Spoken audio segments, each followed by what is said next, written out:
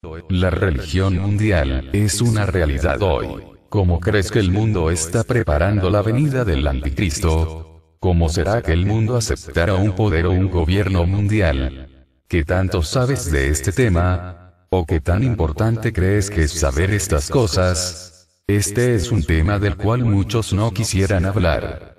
Es más, muchos tal vez nos tilden de fanáticos e insensatos, ya que sostendrán que es imposible siquiera sospechar lo que aquí se afirma. Primeramente veremos un poco de historia. Luego leeremos directamente de las Sagradas Escrituras los textos que nos hablan de esta profecía. Finalmente, y lo que considero como el fundamento más impactante, veremos una serie de noticias, muchas de ellas muy actuales, que nos testimonian el claro derrotero que ha tomado la humanidad. Las mismas incluyen imágenes que sorprenderán a muchos, actuando como irrefutables testigos visuales del camino tomado. Al finalizar la lectura, cada uno podrá sacar sus propias conclusiones. Un poco de historia. En el antiguo Imperio Romano, el emperador era adorado como Dios. Como tal, era el líder del sacerdocio pagano y de la religión pagana oficial del imperio, patrocinada por el Estado. A los césares se les hacía una imagen ante la cual los ciudadanos estaban obligados a inclinarse en adoración.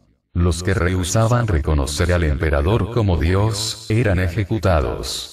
Y así será cuando el Imperio Romano se restablezca bajo el Anticristo. Apocalipsis 13, 12, 15. No cabe duda de que junto con un resurgimiento mundial del Imperio Romano bajo el Anticristo, habrá un reavivamiento de su religión, similar al paganismo que sobrevivió bajo la apariencia superficial de terminología cristiana. Eso finalmente llegó a conocerse como catolicismo romano. Cuando el emperador Constantino supuestamente se convirtió en cristiano en el año 313 después de Cristo, en realidad, fue una astuta maniobra política, le dio libertad a los cristianos, así como también categoría oficial a la Iglesia cristiana en colaboración con el paganismo. Puesto que ahora era un cuerpo religioso reconocido en el imperio, Constantino, como emperador, tenía que ser reconocido como su cabeza de facto. Como tal, convocó el primer concilio ecuménico, el Concilio de Nicea, en el año 325. Mientras gobernaba la Iglesia cristiana, Constantino continuó encabezando el sacerdocio pagano, oficiando en las celebraciones paganas, y donando templos paganos, aún después que comenzó a edificar iglesias cristianas. Como cabeza del sacerdocio pagano, Constantino era el Pontifex Maximus, Ponumax, y necesitaba un título similar como cabeza de la Iglesia cristiana. Los cristianos lo honraron como obispo de obispos, mientras Constantino se llamaba a sí mismo Vicarius Christi, vicario de Cristo. Sin embargo, esta frase en latín, si es traducida al griego, literalmente significa anticristo. Constantino era el prototipo del anticristo profetizado en la escritura, y quien todavía tiene que venir. El anticristo será un individuo único en su género, carente de predecesores o sucesores. Este será el nuevo Constantino, el gobernante del Imperio Romano Mundial restaurado. La religión mundial. Una imagen harán de la bestia, y todos los que no se postren y la adoren, y a través de ella al anticristo como Dios, serán matados. Apocalipsis 13, 15. Esa era la práctica en el antiguo Imperio Romano. Por lo tanto se nos dice que también se restablecerá la religión de Roma con su culto al emperador. De hecho, la religión no solo debe estar involucrada en el nuevo orden mundial del anticristo, sino que debe ser el factor predominante, puesto que Satanás, quien controla tanto al anticristo como el restablecido imperio romano, es el Dios de este mundo segundo Corintios 4, 4, y desea su adoración con verdadera pasión. Si Satanás quiere combatir a Dios, ciertamente no intentará infundir el ateísmo en la humanidad, a fin de que lo sigan a él. El diablo mismo no es ateo, porque su gran ambición, y seré semejante al Altísimo, es decir, Dios. Isaías 14, 14, en sí mismo reconoce la existencia de Dios. Satanás quiere ser adorado como Dios, pero como no es un ser físico, sino que es carente de cuerpo propio, tendrá que conformarse con recibir adoración mediante el hombre que lo represente, el anticristo. Como Dios de este mundo, el arma de Satanás son las religiones falsas y las promesas engañosas que ellas representan, las cuales desvían a los que las creen del conocimiento de la verdad de Dios.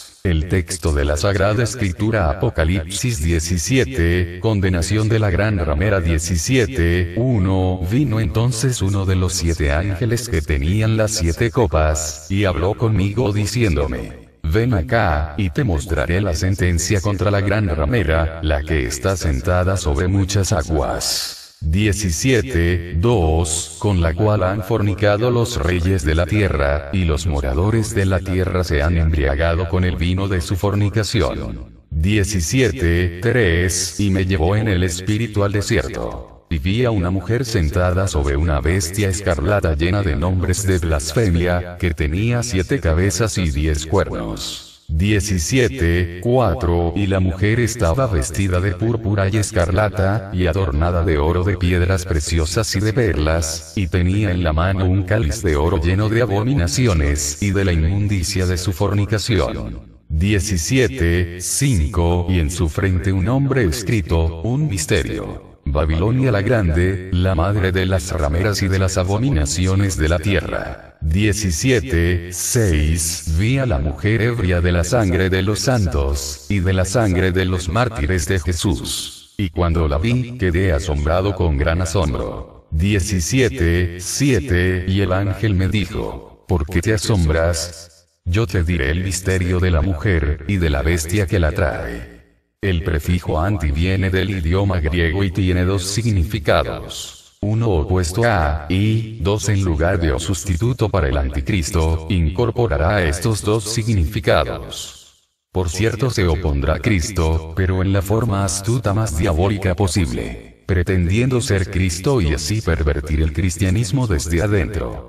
Efectivamente, el anticristo se sienta en el templo de Dios como Dios, haciéndose pasar por Dios, segundo Tesalonicenses 2, 4. Si el anticristo pretende que es Cristo y es adorado por el mundo, Apocalipsis 13, 8, entonces sus adeptos, por supuesto, son cristianos. El cristianismo, no el comunismo, se apoderará del mundo, y no el cristianismo verdadero sino una falsificación del mismo que presentará el anticristo. Por lo tanto, la gran apostasía precede la revelación del anticristo, segundo Tesalonicenses 2, 3. Parte de la apostasía es el movimiento ecuménico, que literalmente está preparando el escenario para una unión entre todas las religiones. El cristianismo del anticristo debe crearse de forma que acepte a todas las religiones, y que todas las religiones lo acepten, precisamente lo que está ocurriendo hoy con asombrosa velocidad. Sea algo realmente insólito es que el catolicismo romano, mientras pretende ser la única iglesia verdadera, al mismo tiempo acepta a todas las religiones. Como veremos a continuación, el movimiento ecuménico católico, a pesar de no ser la religión más numerosa del planeta, no es casualidad que la Iglesia Católica Romana sea, desde hace bastante tiempo, la abanderada de la hermandad de los pueblos de la tierra. Este movimiento religioso, y no otro, es el único que pregona la necesidad de una unión entre todas las religiones del mundo. Sobre la base de que adoramos todos al mismo Dios, alienta a cada creencia a no perder las valiosas tradiciones individuales, pero plantea una sincera necesidad de buscar factores de unión, principalmente basados en la paz y en el amor, base y fundamento de todo buen hijo de Dios.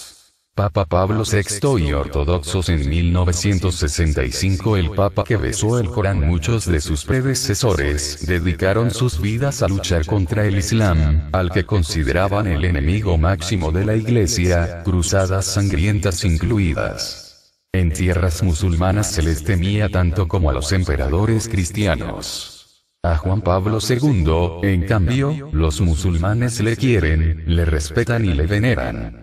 Jamás un líder católico alcanzó tanta relevancia entre las masas musulmanas como el Papa Wojtyla, al que algunos llaman ya el Papa del Islam.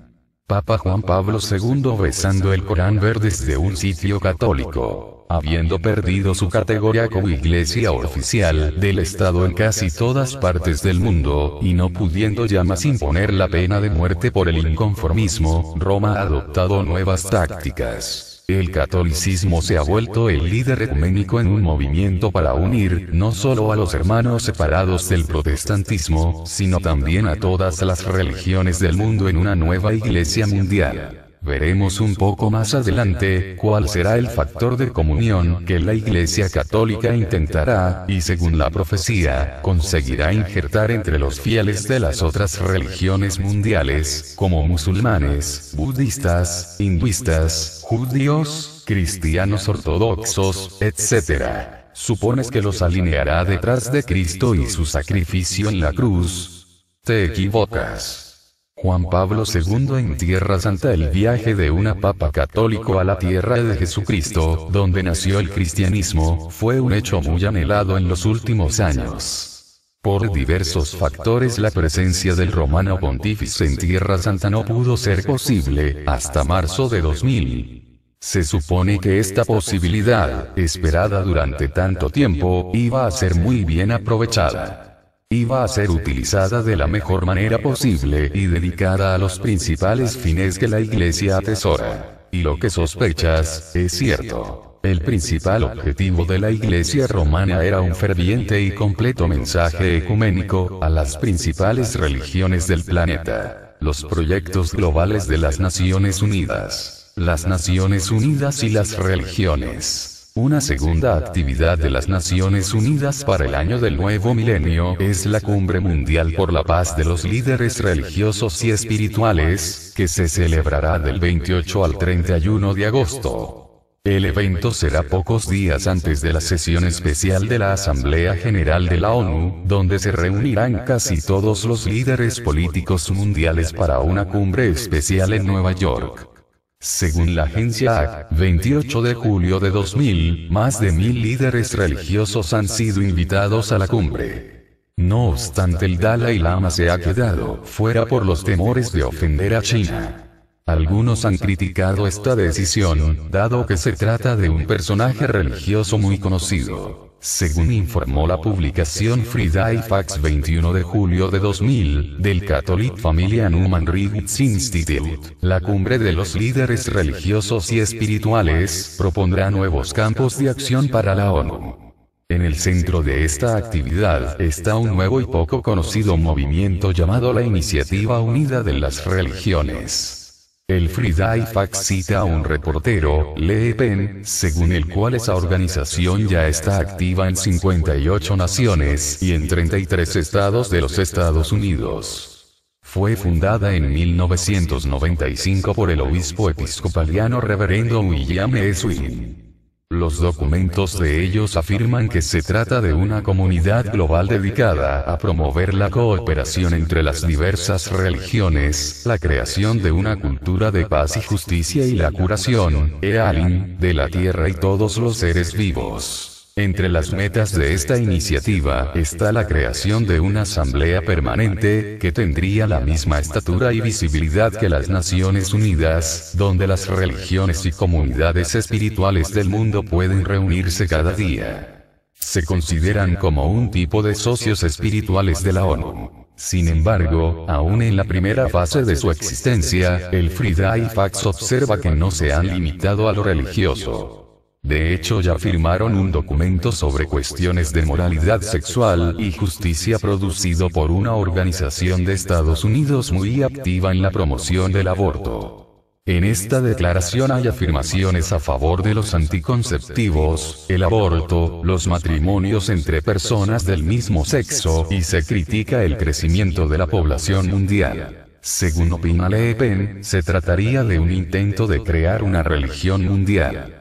Ya en 1995 el reverendo Swing declaró que el mundo se estaba moviendo hacia la unidad en cuanto a la economía y los medios de comunicación, y que lo que hacía falta era un alma global.